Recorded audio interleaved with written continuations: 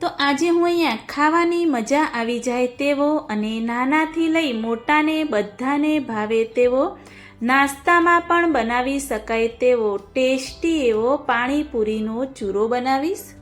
તો જે મમરાની ભેળ આવે છે એના ટેસ્ટને પણ ભૂલાવી દે તેવો ટેસ્ટી એવો આ ચૂરો બની અને તૈયાર થાય છે। પાણીપુરીની જે પૂરી આવે છે એમાંથી આજે આપણે ચૂરો બનાવીશું। હેલો એવરીવન, સ્વાગત છે તમારું અર્ચનાની વાનગીમાં। વિડીયો પસંદ આવે તો સ્કીપ કર્યા વગર જોતા રહેજો।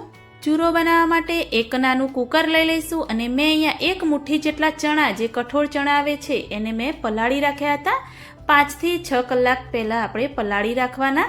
ચણા સરસ એવા પલળી ગયા છે, એને કુકરમાં લઈ લઈશું। 2 મીડિયમ સાઇઝના બટેટા અંદર એડ કરી દઈશું।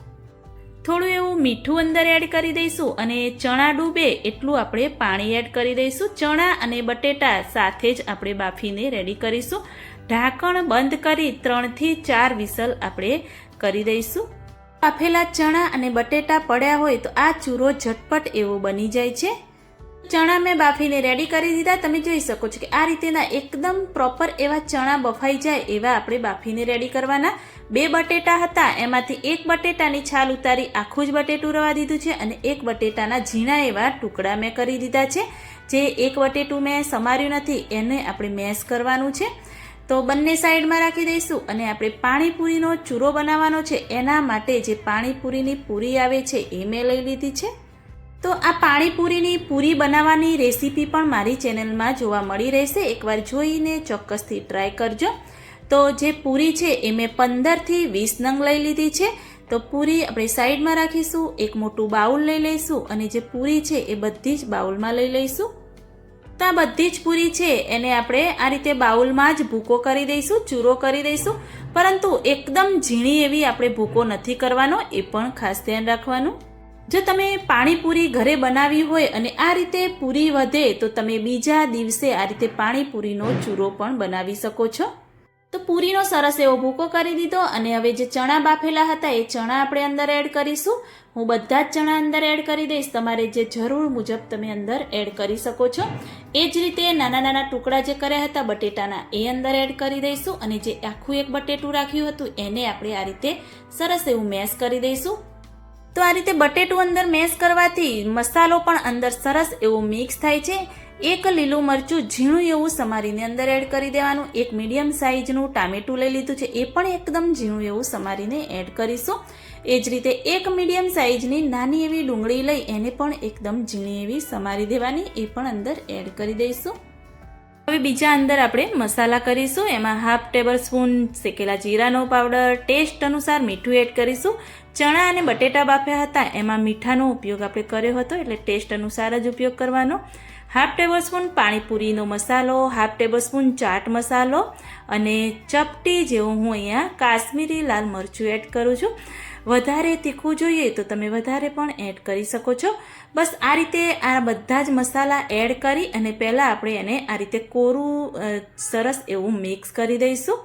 તો બધા જ મસાલા અંદર સરસ એવા મિક્સ થાય ત્યાં સુધી આપણે એને મિક્સ કરતા રહેવાનું। સરસ એવા બધા જ મસાલા અંદર મિક્સ થઈ જાય એટલે હવે એને ટેસ્ટી બનાવવા માટે મેં અહીંયા લીલા મરચાં, કોથમીર અને ફુદીનાની ચટણી લઈ લીધી છે, એ આપણે 2 થી 3 ટેબલ સ્પૂન અંદર એડ કરી દઈશું। જેવો ટેસ્ટ જોઈએ એ રીતે તમે એડ કરી શકો છો। એ જ રીતે મેં અહીંયા ખજૂર આંબલીની ચટણી લઈ લીધી છે, એ પણ આપણે અંદર એડ કરી દઈશું। તો એમાં જે તમારી જેવી મીઠાશ જોઈએ એ રીતે તમે ચટણીનો ઉપયોગ અંદર કરી શકો છો। અને ચટણી એડ કર્યા પછી હવે આપણે પાણીપુરીનો ચૂરો બનાવવાનો છે। તો એમાં હું અહીંયા પાણીપુરીનું જે પાણી આવે છે એ પણ મેં બનાવેલું છે, તો એ પણ આપણે અંદર એડ કરી દઈશું। તો પાણી તમારે જેવું ભીનું જોઈએ, ચૂરો જેવો ભીનો જોઈએ કે જેવું કોરું રાખવું હોય એ રીતે પાણીનો ઉપયોગ તમારે અંદર કરવાનો છે। આ રીતે પાણી અંદર એડ કરવાથી, ખજૂર આંબલીની ચટણી એડ કરવાથી એકદમ ટેસ્ટી એવો પાણીપુરીનો ચૂરો બની અને તૈયાર થાય છે। થોડી એવી કોથમીર અંદર એડ કરી દઈશું અને બધું મિક્સ કરીશું। જો જરૂર પડશે તો ચટણી કે પાણીપુરીનું પાણી પણ આપણે પાછળથી એડ કરી દઈશું। આ બધી સામગ્રી જ્યારે આપણે પાણીપુરી બનાવતા હોઈએ છીએ ત્યારે પાણીપુરીનું પાણી, ચણા, બટેટા, ખજૂર આમલીની ચટણી આ બધું જ આપણે બનાવેલું હોય છે. જો આ બધું જ વધે અને એમાંથી પણ તમારે બીજા દિવસે પાણીપુરીનો ચૂરો બનાવવો હોય તો તમે આ રીતે ટેસ્ટી એવો કંઈક અલગ એવો બનાવીને ખાઈ શકો છો. સરસ એવું મિક્સ થઈ ગયું છે તો સર્વિંગ બાઉલમાં આપણે લઈ લઈશું. તો મેં અહીંયા એક સર્વિંગ બાઉલમાં પાણીપુરીનો ચૂરો લઈ લીધો છે. તો તમે પણ જ્યારે પણ પાણીપુરી બનાવો ત્યારે આ રીતે એકવાર પાણીપુરીનો ચૂરો પણ બનાવીને ચોક્કસથી ટ્રાય કરજો. ખૂબ જ એવો ટેસ્ટી બને છે. સાંજ માટે હળવા નાસ્તા માટે પણ તમે આ રેસીપી બનાવી શકો છો અને ખાઈ શકો છો. ખાવાની ખૂબ જ મજા આવી જાય તેવી આ ટેસ્ટી રેસીપી બનીને તૈયાર થાય છે. તો તમે પણ ચોક્કસથી ટ્રાય કરો. મને કમેન્ટમાં જરૂરથી બતાવો કે મારી આ રેસીપી તમને કેવી લાગી. જો સારી લાગી હોય તો